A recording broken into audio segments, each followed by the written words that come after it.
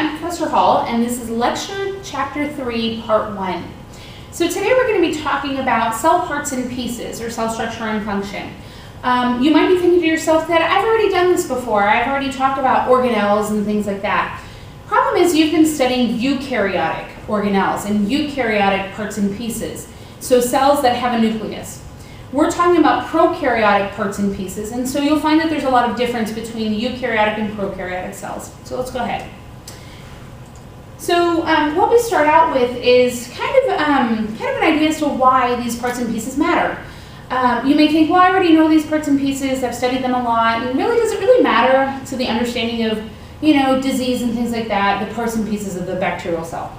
Well, it may not seem like it at first, however, I think you'll find that actually it's really, really important. This is one of the biggest chapters. It's going to keep coming back to you every next chapter that we get to. So you'll keep remembering back to chapter 3 when we get to the drug chapter, or when we get to metabolism, or when we get to genetics and things like that. You'll be remembering parts and pieces. So let's pretend you have a patient with tuberculosis that comes into the clinic. And you look at some of their disease symptoms, so lots of hacking and coughing, chills throughout the day, fever, they've lost color in their skin, they can't sleep at night, but they're extremely tired and fatigued. You tend to suspect that it must be tuberculosis, and in fact, you decide to go ahead and do a sputum slide. So you take a sample of sputum, you put it onto a slide, and you use a specific type of staining technique called acid-fast staining, or Ziehl-Neelsen staining. So the result that you get looks something like this. And so you have these darker, kind of dark purple areas, and then you have these red cells, these bacilli that you see. This is typical of tuberculosis, and so you know right away, oh, okay, my patient does have Mycobacterium tuberculosis. So you start treating this patient, and if you know anything about tuberculosis, you know that tuberculosis treatment takes a very long time. Treatment can go anywhere from 6 months up to a year, sometimes longer, depending on the severity of the disease and depending on the drugs that you're using. So not only is the treatment extremely long, but you also have to use at least 2 to 3 different drugs at one time. And the amount that you take is consistent. Every single day, the same drugs for an extended period of time. This seems pretty severe. Most of the time you think, oh, okay, I have a bacterial infection, maybe I can take a Z-Pak or something like that. In the case of tuberculosis, not so much. So if we take a look, there's something about tuberculosis that's very particular.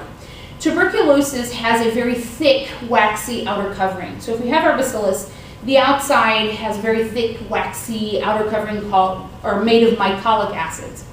It's difficult to penetrate, and in fact, this waxy outer covering makes a big difference in how we deal with tuberculosis. So let's take a look. So that thick, waxy outer covering means that we can't stain it in the usual way that we stain things, meaning we can't use a gram stain. Instead, we have to use something called an acid-fast stain. And so it even changes the way we look for it by having to use a particular type of staining technique. The waxy outer covering means that our tuberculosis grows very slowly. In fact, tuberculosis, once it gets into the lungs, your immune system will recognize it, and we see macrophages come and start to gobble up tuberculosis. And that should be the end of the story, right? Problem is it's not. Tuberculosis, because of that thick, waxy outer covering, can live within macrophages. So it just lives within macrophages, using up nutrients and hiding out, and more macrophages come and kind of glom on and that kind of thing, and they hide out within those macrophages. Eventually they start to calcify, and when you do, say, a chest x-ray, that's what shows up on the chest x-ray, are these calcified nodules. And so it's at this point that we would say that your tuberculosis has gone kind of dormant, and you may not show outward signs until you become immunocompromised. And then it breaks out of that lesion and it starts to multiply again, and that's when you start having the coughing and things like that. So it grows slowly, and it can reside within these macrophages. Those are both due to the thick, waxy outer covering. The staining technique has to do with the thick, waxy outer covering.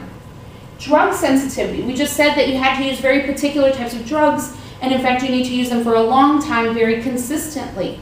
That has to do with the waxy outer covering. It's hard to penetrate, and so we have to use certain drugs on a constant basis to actually make it into that cell. So long story short, Tuberculosis, we have to find it in a different way, we have to treat it in a different way, we have to deal with it differently, and it grows differently within the body because of that waxy outer covering, which is really significant. So when we say that do parts and pieces really matter, they matter a lot. In fact, they change a cell's functions or a factor of its structures. So the way a cell functions and works has everything to do with the parts and pieces that it has. So when somebody says, is it really necessary to study these parts and pieces? Absolutely. That's what makes a difference between one bacterial infection and another. So I think you'll see that as we go through the rest of the lecture. So your book starts out with something called processes of life. So we have growth, what does it mean to grow? What does it mean to be alive? Living things have growth, and so they can increase in size. Living things reproduce, whether asexually or sexually, there's reproduction there. And the ability to change in response to external stimuli would be responsiveness. Living things generally also have metabolism. So they have some way to take in nutrients, convert it into energy, and then usually have waste products and that kind of thing. So that's just how your chapter starts out.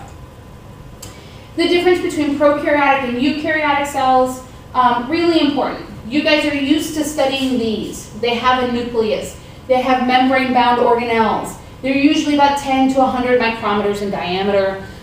They have usually pretty complex structure, and basically most everything we know of falls under eukaryotic stuff. We're not doing that. Instead, we're doing prokaryotes. The main thing, they don't have a nucleus, and they don't have these membrane-bound organelles. All those organelles you learned, like Golgi complex and mitochondria, endoplasmic reticulum, all those things, put them in a little box and set them to the side of your brain because you're not using them.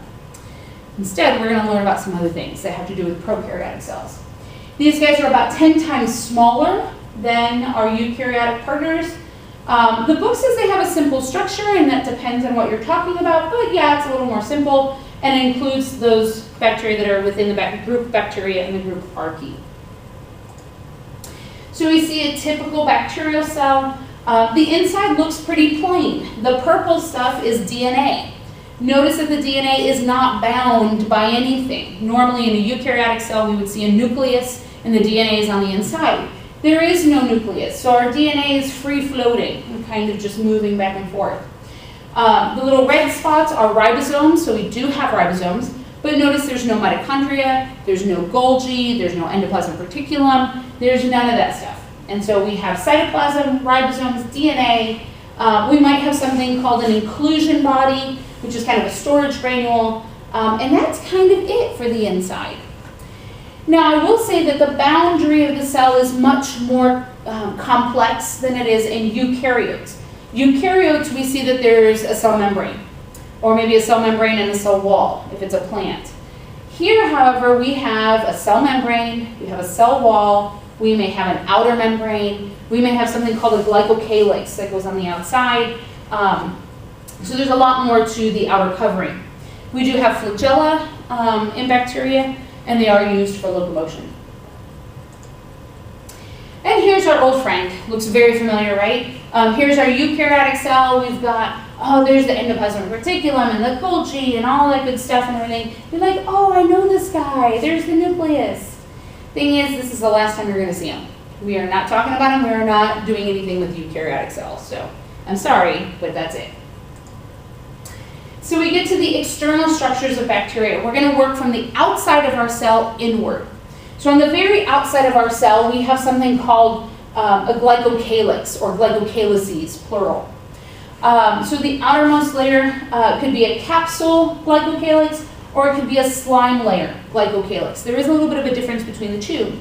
But in general, we see that it's the outermost layer, usually made of sugars and proteins, so polysaccharides and polypeptides, usually kind of a gelatinous, somewhat sticky substance, and it's kind of extruded from the inside out. So it's made from the inside of the cell and then it's pushed outward. Benefits of having a glycocalyx actually are many. First of all, if you're really tiny like a bacterial cell, you're always worried about drying out. You're always worried about desiccation. So having that extra layer helps to retain water, so that's a good thing. A lot of times it's an indicator of pathogenicity. It indicates that perhaps that bacterial cell causes disease more than another cell which does not have a glycocalyx. And so an example of that would be something like Streptococcus pneumoniae. So over here are Streptococcus pneumoniae. With Streptococcus pneumoniae, there's different groups of Strep pneumoniae. One group has no glycocalyx. Another group has some glycocalyx or a thin glycocalyx. And another type of Strep pneumoniae has a very thick glycocalyx. Of the three groups with 0, a little bit, and a lot of glycocalyx, which one do you think is more virulent or causes more disease? It's the one with the thick glycocalyx. The thicker the glycocalyx, the better you are able to evade phagocytosis. So phagocytic cells can't engulf you as easily. So that's avoiding detection by the host. And it indicates that you make more, cause more disease. The Strep pneumoniae with no glycocalyx is avirulent. It doesn't cause any disease. Phagocytic cells can come along and gobble them up very easily. But the ones that have a very thick glycocalyx, those are the ones that are going to stick around in the body. They don't get eaten up by phagocytic cells, and they then cause disease. So the other thing is glycocalyx is sticky. It's very viscous. So when we're talking about especially a slime layer, that slime layer is thick, it's kind of goopy, it's slimy, it's sticky, and so it uses it as sticky factor to be able to bind to other cells, bind to certain tissues and things like that. So if a bacteria can stick to a surface, that means it can multiply. So it's actually really very important. Good example is Streptococcus mutans. Streptococcus mutans lives in the mouth. The mouth is a great place for bacteria to live. If you think about it, it's warm, has moisture, there's lots of nutrients coming in. So it's a great place to be if you're a little bacteria. Unless you can't stick. If you can't stick, then you're just going to get washed down with food or water or saliva or something like that, and then you go down to the pit, the acid pit, which is the stomach. So if you're going to live in the mouth, it's awesome, but you need to be able to stick. And so Streptococcus mutans has a very thick glycocalyx, usually a slime layer, and it'll stick in the little nooks and crannies of your teeth and bind to the tooth surface so it doesn't get washed away. So that's a great example for glycocalyx being sticky, or the bacteria in your mouth. So the difference between a capsule and a slime layer, a capsule is usually a little more smooth, it's a little more rigid, and so it's kind of a smoother, more rigid glycocalyx. Our slime layer, just like the name implies, it's thinner, it's a little more goopy, it's slimier, and so it's just a little bit of a thinner type of glycocalyx. But they both fall under glycocalyces. So that is our outermost layer. Next we have flagella. Flagella are generally optional. Some bacteria have flagella and some bacteria do not have flagella. The ones with flagella means they're motile. They're actually able to move. Motile with a T, so M-O-T-I-L-E. The ones that do not have flagella are non-motile. So they don't move and they don't have the ability to actually travel through fluids and things like that. So it's always beneficial if you do have flagella, that way you can actually move on your own. Their flagella are made of something called flagellin protein. In eukaryotic cells, flagella are made of a 9+2 microtubule arrangement, so it's very different. While they're both used for movement, prokaryotic flagella are made of long strands of protein, so their structure is a little different.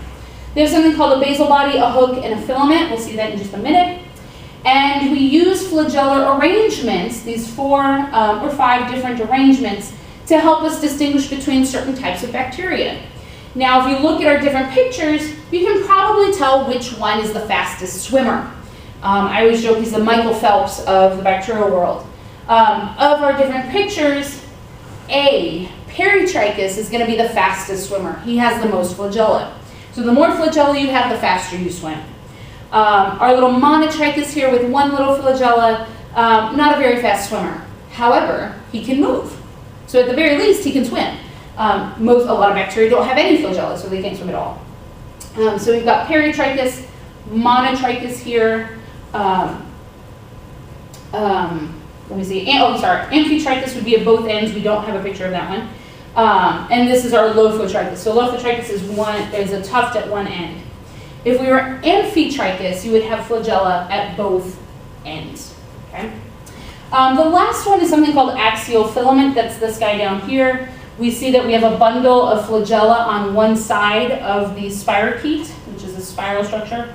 And so he starts twisting those flagella, and the entire cell starts to move, kind of swim through the water in a corkscrew fashion. So those are our flagellar arrangements. We need to know these both for lecture, because it's in the lecture material, but also for lab. We'll talk about flagellar staining, and you'll need to know your flagellar arrangements for lab as well. So this is just how the flagella is actually attached to the cell. What you need to know is simply the basal body, the hook, and the filament. So what we see here, this is the basal body, this portion that's part of the cell wall and cell membrane. The hook is kind of that bent portion, and then the filament would be the rest of the flagella. So here's the basal body, the hook, and then the filament.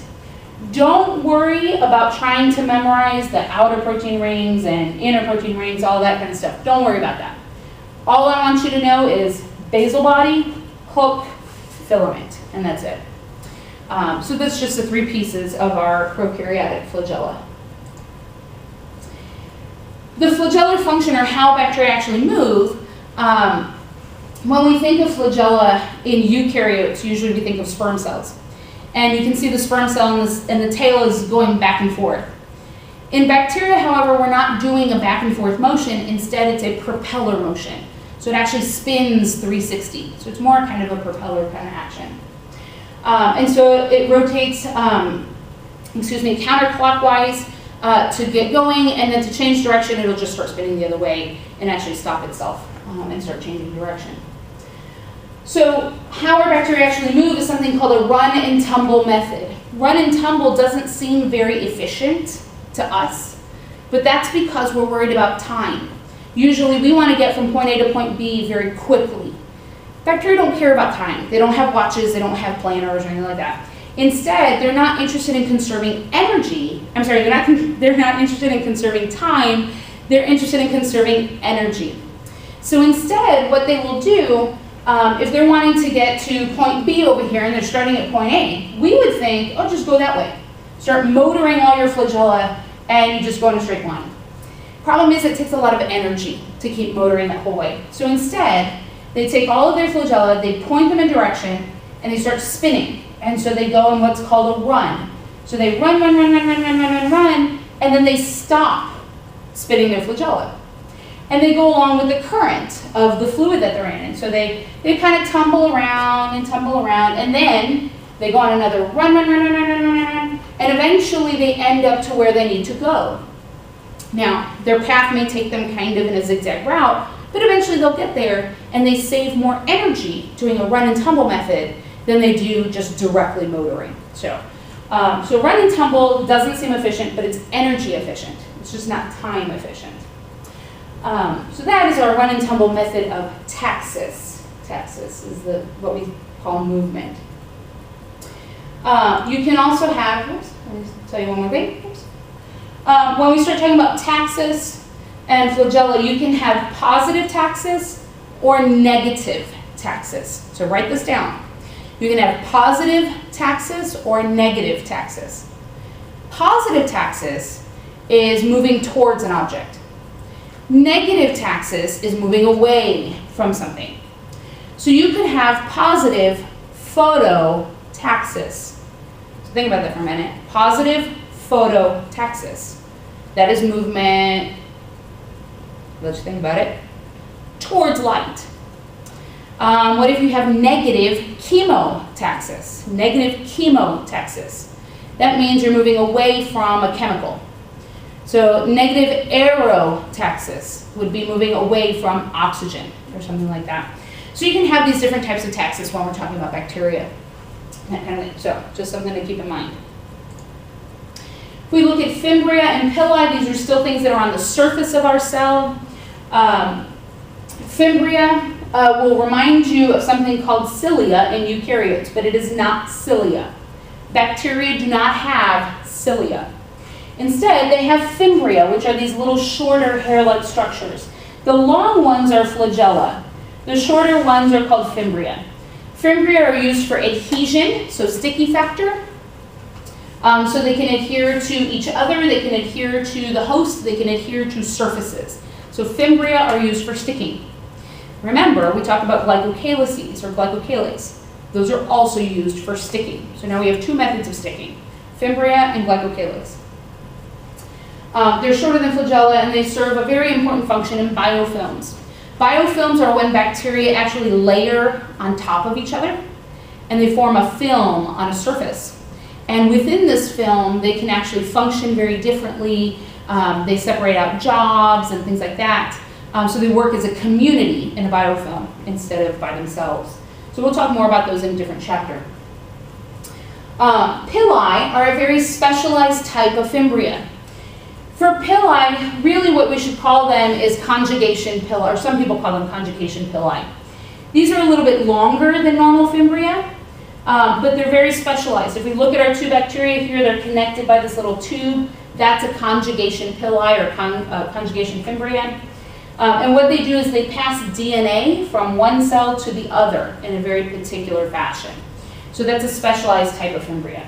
Usually when we think of Fimbriae, we're thinking of this type of Fimbriae over here that's used for adhesion. A good example for adhesion would be E. coli.